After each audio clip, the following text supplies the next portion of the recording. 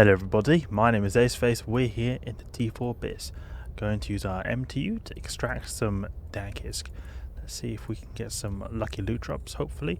It's going to be a lot easier with that MTU that we've previously been testing out. I need to get better.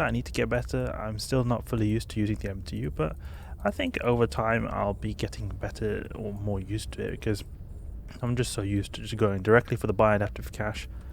I think that just changing the whole strategy I've been doing for the hundreds of Abyss sites I've been doing previously is a bit difficult for me to adapt to, but what I'm going to try is I'm going to try to pop some of these extraction nodes, or even these the rogue drones over here, and then we'll make our way towards the bi-adaptive cache. There's actually a tachyon cloud as well, which is quite cool to see, because then I can actually just speed boost to the gate, so it'll go a lot quicker. See if we can take out that extraction node. We have the MTU, just want to make sure. Yeah, we do. Previous run I got quite a bit of it. Got like 35 million. So it was a lot. Usually I get a lot less. I think it had to do with, or at least a bit with us using the MTU. Okay, and Rogue Jump Valkyries wanting to get close and personal. Now let's take out these Rogue Jump Valkyries. They're getting pretty close. Our shields are down, but we tank so well in this ship, so it's no problem. No problem whatsoever. Our downside to these Abyss sites is that they're not the easiest to pause. You're going to basically just guarantee that your ship dies if you log out here. It's not like you can just stop. You have to complete the whole site to be able to get out of this, because my wife just came and said that she's pretty sleepy and wants to go to sleep now. It's like, oh, I can't. It's difficult to just pause it straight away, so we're going to have to speed run through this one for her. Okay, so what we're going to do is launch the mobile tractor unit. Okay, so I'm just going to launch the mobile tractor unit here real quick. There it is. So we'll just try to do this quickly for her.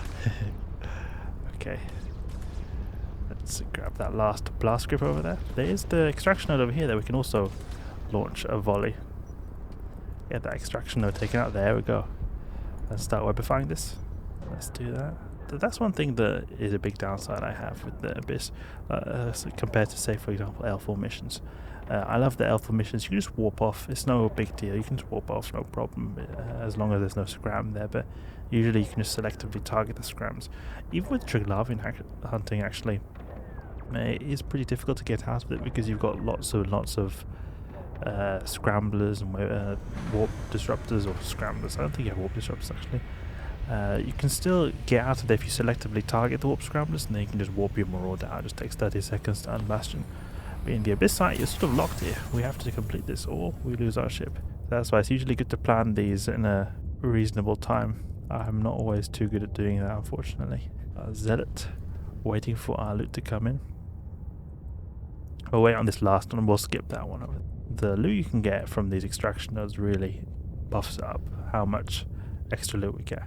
Let's see now how much time we've got. Yeah, okay, 5 minutes. It's a bit far away, yeah, because those extraction nodes are really far away, like the 85, 60 kilometers. We could boost the speed that these pull the Rex in by going with a slightly better MTU, but it's pretty pricey. The upgraded MTU is called, I believe, the Magpie MTU, and then there's different variants. The most expensive one goes quite a bit faster, but they're very expensive. I think they cost 200 million, something like that. I don't think it's worth it. Let's see if we can grab that. If this MTU can speed up. Speed up. Speed up. The wife needs her sleep. Speed up. Let's grab that. I think that Evil Line is a pretty cozy game to actually play at night time, because I feel very like, how do you say, in your own little bubble. And the universe of Evil Line is like a space universe, so it's a very dark game. I think it suits a lot when you're in space playing at night time, because everything is a bit dark around you as well, or darker than it otherwise would be during the day.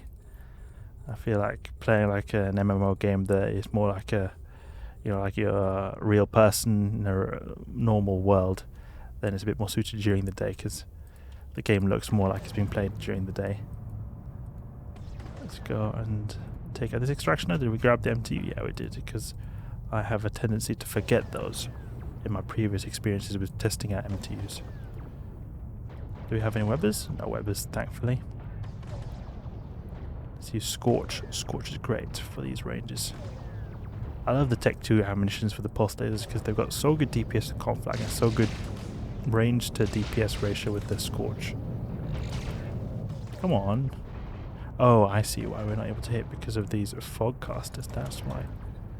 Let's take him out. Let's take him out. Oh, we can't. We almost destroyed him, actually. Come on, take him out, please. Where's our range? Yeah, there we go. Okay, go to the Biadaptive Cache. And then go with the Imperial Navy Multifrequency. There we go. Take out the Spotlighter. Great. Yeah, these guys are going to fall like flies now that the tracking disruptors are falling. There's one more over there, Fogcaster. Creating a bit of a fog between our pulse lasers and the enemies. Making it harder for us to shoot.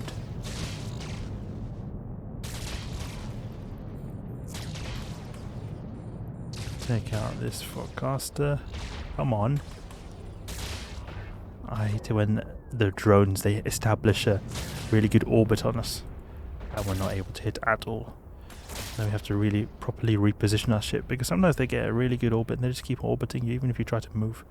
So you have to sort of make a drastic turn to be able to get a good angle on them and hit them with the turrets. Let's open this up. There we go. Launch MTU. I'm just putting it here because it'll just automatically pull this one in. Maybe I should have done it close to the transfer coordinate, but I was just thinking it can just pull the extraction node over there quicker. And actually, I don't even need to, because the extraction node does not contain anything. It's perfect. We don't even need to go for that. It's not perfect. So it's unfortunate we do not get any extra loot from that, but that's just the way it is. There used to be back in the day that even the Biadaptive caches could have nothing in them.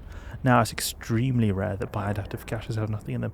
Like maybe once every 100 or once every 200 sites, they have nothing in them, even that.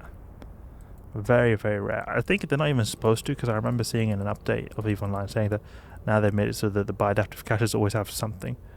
But I have actually, since they had that update, I've still encountered that they have been empty. But it's very rare, a lot rarer than it used to be, because in the beginning it could sometimes be that you just get nothing. That was very disheartening in my opinion. You do the whole Abyss site and just get nothing. Now there's like a certain minimum amount of loot you can get, which I think is a good idea when you take into consideration you're investing in a filament and your ship to do this kind of site. Next room. Let's load up on Scorch. Oh yeah, that's that Acolyte we previously lost, which I replaced. Ved macro, oh, love starvers, okay. What kind of layout have we got? We've got some extraction nodes over here. We'll go for these tanglers, because they're going to make us go slower. We want to be able to get towards the Biadaptive cache as quick as possible, so having tanglers is going to make it a lot trickier. Destroy with Conflag, come on. Yeah, good.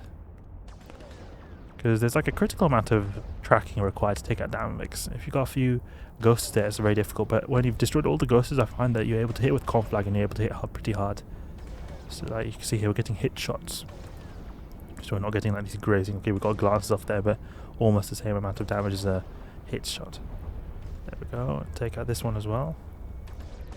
Then we'll go for that starve afterwards. Unlock up all these extraction nodes. Perhaps make our way towards this one. Then we'll get close to this one at the same time. Okay, now I'll go for this starver. I have so much capacity to spare that even though there's a lot of neuters, don't really care too much. About like 40 gigajoules, 30 gigajoules. They're not skins, yeah, 44 gigajoules even.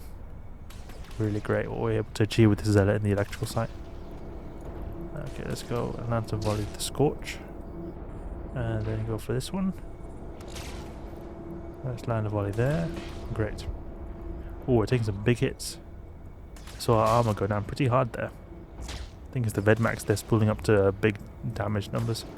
We're usually able to tank trigger armors really well, so that's why I'm not too worried as well. Okay, take him out. So a lot of the damage is reduced by taking out that Vedmax. The majority of the damage I find is in the Vedmax actually. Let's go to the origin conduit, and we can probably just dump the MTU over there. Move closer, move closer. Oh, I was surprised we were able to lock up that target really far away at the extraction node, because since the Uprising expansion they nerfed the targeting range of a lot of the, I think all heavy assault cruisers, and I know they're nerfed pretty hard, so I was thinking that maybe we might be able to lock up these distant extraction nodes, but we were actually. That was great to see. Okay, so we can dump this MTU here. Make our way towards this extraction node. Yeah, just one Vedmac left, so there's no problem. Easy as AFK in the Zealot that's so powerful. Let's switch over to Scorch, give a little tap. There we go. It's unfortunate that you can't target some of these wrecks because they like don't have anything in them. If you could destroy the wrecks, it would be great, because sometimes when you have the extraction nodes like you saw before, they didn't have any loot in them. The M2 doesn't care if it's got loot in it or not, it still pulls everything in. So it's going to waste a lot of time pulling something in that you don't want to actually have it pull in. So it would be great if you were able to destroy the wrecks, but you can't actually destroy these bi-adaptive or bi-competitive cache wrecks. They're just not possible to be destroyed. They have like 100% resist. You do 0 damage when you try attacking them. So they're pretty overpowered. Pretty overpowered little loot caches. You see here, we can just chill here. And keep close to this, keep a range at 500. Or maybe not, that was not a good idea, because it's going to be a lot more difficult to target these or hit these rogue drone frigates when you're staying completely still. We should go away from them, they'll improve transversal a bit. There we go, move towards that bi-adaptive cache. I think we've soon got 5 minutes left. I think we might have run out of ammunition, that's why it stopped. Maybe I just accidentally clicked F1. Come on, take that spark needle out. Sparky spark needle. There we go. Go towards the mobile tracked unit. Great. We've got all this loot collected here. Only one more to go. I like how they've placed also these extraction nodes. They're not too far away, like 55 kilometers away. It's not the whole world.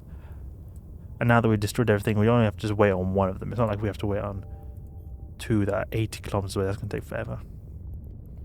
So what is our loot total here? 23 million. Not a whole lot, I think, considering that we've extracted so many extraction nodes. But it's alright. We didn't get any filament drops. I feel like I've been getting so few filament drops as of lately. I've hardly got any at all. They actually constitute, in my experience, for the most amount of loot when you're doing the Abyss. And just seeing how little filament drops we're getting is very surprising. I find like I was getting so many filament drops when I was doing Retribution in the T1 Abyss. So it was a lot lower level of filament drops, but it's still getting so many filament drops here. I just feel like just getting a bit of server data, crystalline oxygen, and 0-point condensate in good amounts, but very few filaments. And it makes sense because when you're doing the frigate size, you're getting 3 times the amount of loot, so 3 times the amount of potential filaments you could get. The only difference is that the main difference is that they're lower tier filaments. At 600k, that was not really worth it.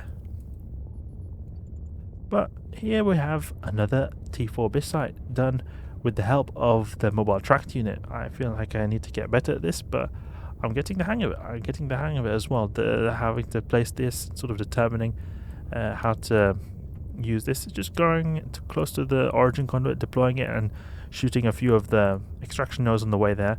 And also depends a bit on time, because you see here we had enough time to spare, so it's not like we're going to die to time because we're using extraction nodes.